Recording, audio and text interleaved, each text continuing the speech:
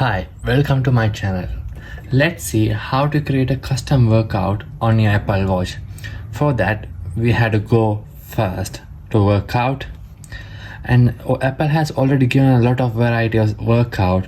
Anyhow, if you couldn't find your favorite workout here, you can go down and click the add workout and click other option, and you can find three dots next right to the other option. Click that and create a workout. So you can see there's a 4 option here. So if you're running an outdoor run, you can keep it open, and if you're planning to burn a set of calories, you can click the calories amount, how much you want. And if you are trying to complete exercise during specific time period, click that time.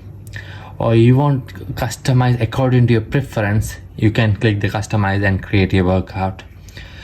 So that's the end of our video. Thank you for watching, and please make sure to subscribe my channel for more helpful information.